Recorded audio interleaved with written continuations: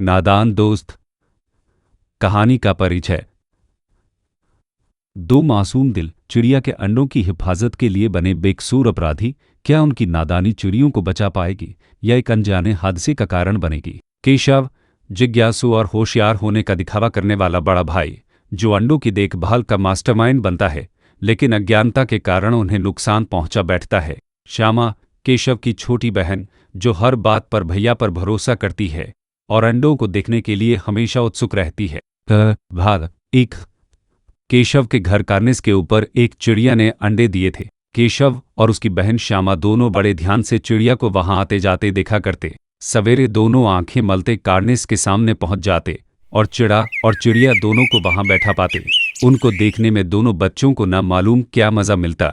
दूध और जलेबी की सुध भी न रहती थी। दोनों के दिल में तरह तरह के सवाल उठते। अंडे कितने बड़े होंगे, किस रंग के होंगे, कितने होंगे, क्या खाते होंगे, उनमें से बच्चे किस तरह निकल आएंगे, बच्चों के पर कैसे निकलेंगे, घोंसला कैसा है। लेकिन इन बातों का जवाब देने वाला कोई नहीं। न अम्मा को घर के काम धंधों से फुर्सत थी, न बाबूजी को पढ़ने लिखने से। दोनों बच्चे आपस ही में सवाल जवाब करके अपने दिल को तसल्ली दे लिया करते थे। श्यामा कहती, क्यों भैया, बच्चे निकल कर फुर्र से उड़ जाएंगे। केशव विद्वानों जैसे गर्व से कहता, नहीं री पगली, पहले पर निकलेंगे, बगैर परों के बेचारे कैसे उड़ेंगे। श्यामा, बच्चों को क्या खिलाएगी बेचारी। केशव इस पेचीदा सवाल का जवाब कुछ न दे सकता था। इस तरह 3-4 दिन गुजर गए। दोनों बच्चों की जिज्ञासा दिन दिन बढ़ती जाती थी। अंडों को देखने के लिए वे अधीर हो उठते थे। उन्होंने अनुमान लगाया कि अब जरूर बच्चे निकल आए होंगे। बच्चों के चारे का सवाल अब उनके सामने आ खड़ा हुआ। चिड़िया बेचारी इतना दाना कहाँ पाएगी कि सारे बच्चों का पेट भरे। गरीब बच्चे भूख के मारे चूं चूं करके मर जाएंगे। इस मुसीबत का अंदाजा करके दोनों घबरा उठे। दोनों ने फैसला किया कि कार्निस पर थोड़ा सा दाना रख दिया जाए। श्यामा खुश होकर बोली, तब तो चिड़ियों को चारे के लिए कहीं उड़कर न जाना पड़ेगा ना। केशव, नहीं, तब क्यों जाएंगी। श्यामा, क्यों भैया, बच्चों को धूप न लगती होगी। केशव का ध्यान इस तकलीफ की तरफ न गया था। बोला, जरूर तकलीफ हो रही होगी, बेचारे प्यास के मारे तड़पते होंगे। ऊपर छाया भी तो कोई नहीं। आखिर यही फैसला हुआ कि घोंसले के ऊपर कपड़े की छत बना देनी चाहिए।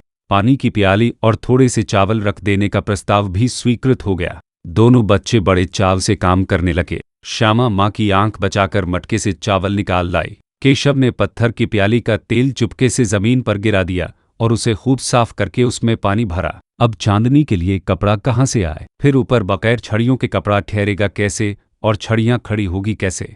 केशव बड़ी देर तक इसी उधेड़बुन में रहा। आखिरकार उसने यह मुश्किल भी हल कर दी। श्यामा से बोला, जाकर कूड़ा फेंकने वाली टोकरी उठा लाओ। अम्मा जी को मत दिखाना। श्यामा, वह तो बीच से फटी हुई है, उसमें से धूप न जाएगी। केशव ने झुंझलाकर कहा, तू टोकरी तो ला, मैं उसका सुराख बंद करने की कोई हिकमत निकालूंगा। श्यामा दौड़कर टोकरी उठा लाई। केशव ने उसके सुराख में थोड़ा सा कागज ठूस दिया और तब टोकरी को एक टहनी से टिकाकर बोला, देख, ऐसे ही घोंसले पर उसकी आड़ कर दूंगा, तब कैसे धूप जाएगी। श्यामा ने दिल में सोचा, भैया कितने चालाक हैं। भाग 2। गर्मी के दिन थे। बाबूजी दफ्तर गए हुए थे। अम्मा दोनों बच्चों को कमरे में सुलाकर खुद सो गई थी, लेकिन बच्चों की आंखों में आज नींद कहाँ। अम्मा जी को बहलाने के लिए दोनों दम रोके आंखें बंद किए मौके का इंतजार कर रहे थे। जो ही मालूम हुआ कि अम्मा जी अच्छी तरह से सो गई, दोनों चुपके से उठे और बहुत धीरे से दरवाजे की सिटकनी खोलकर बाहर निकल आए।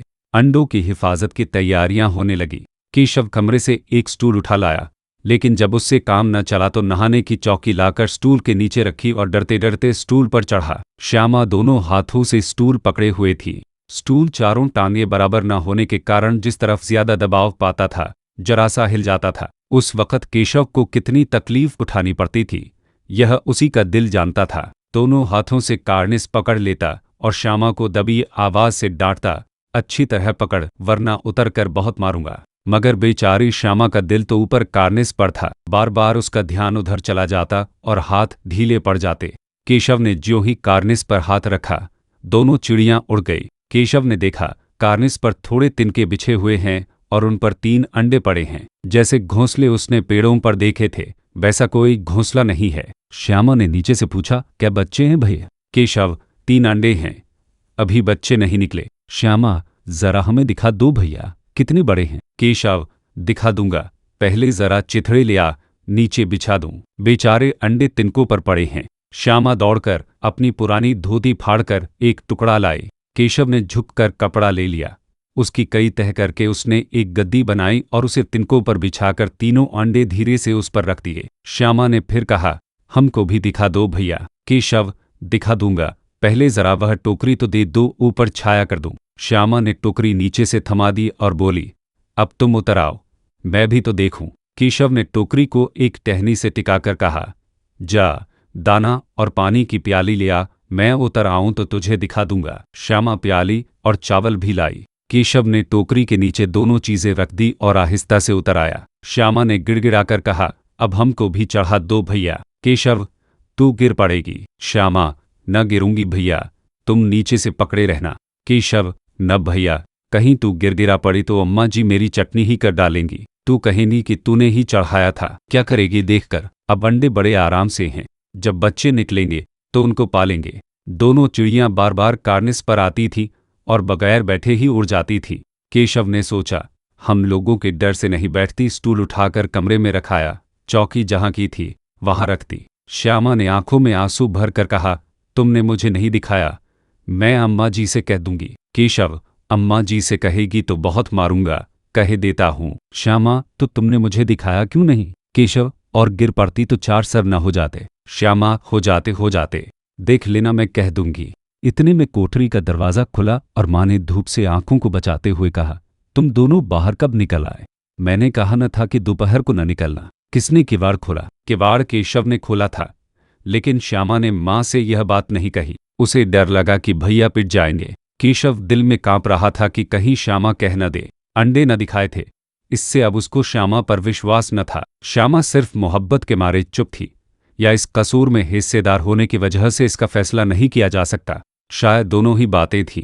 माँ ने दोनों को डांट डपट कर फिर कमरे में कर दिया और आप धीरे धीरे उन्हें पंखा झलने लगी। अभी सिर्फ 2 बजे थे, बाहर तेज लू चल रही थी। अब दोनों बच्चों को नींद आ गई थी। बाग 3-4 बजे यकायक श्यामा की नींद खुली। किवाड़ खुले हुए थे। वह दौड़ी हुई कार्निस के पास आई और ऊपर की तरफ ताकने लगी। टोकरी का पता न था। संयोग से उसकी नज़र नीचे गई और वह उल्टे पांव दौड़ती हुई कमरे में जाकर जोर से बोली, भैया, अंडे तो नीचे पड़े हैं, बच्चे उड़ गए। केशव घबराकर उठा और दौड़ा हुआ बाहर आया तो क्या देखता है कि तीनों अंडे नीचे टूटे पड़े हैं और उनसे कोई चुने किसी चीज बाहर निकल आई है। पानी की प्याली भी एक तरफ टूटी पड़ी है। उसके चेहरे का रंग उड़ गया। सहमी हुई आंखों से जमीन की तरफ देखने लगा। श्यामा ने पूछा, बच्चे कहाँ उड़ गए भैया? केशव ने करुण स्वर में कहा, अंडे तो फूट गए। श्यामा, और बच्चे कहाँ गए? केशव, तेरे सर में देखती नहीं है, अंडों में से उजला उजला पानी निकल आया है, वही तो 2-4 दिनों में बच्चे बन जाते। माँ ने सोटी हाथ में लिए हुए पूछा, तुम दोनों वहां धूप में क्या कर रहे हो? श्यामा ने कहा, अम्मा जी, चिड़िया के अंडे टूटे पड़े हैं। माँ ने आकर टूटे हुए अंडों को देखा और गुस्से से बोली, तुम लोगों ने अंडों को छुआ होगा। अब तो श्यामा को भैया पर जरा भी तरस न आया। उसी ने शायद अंडों को इस तरह रख दिया कि वह नीचे गिर पड़े। इसकी उसे सजा मिलनी चाहिए।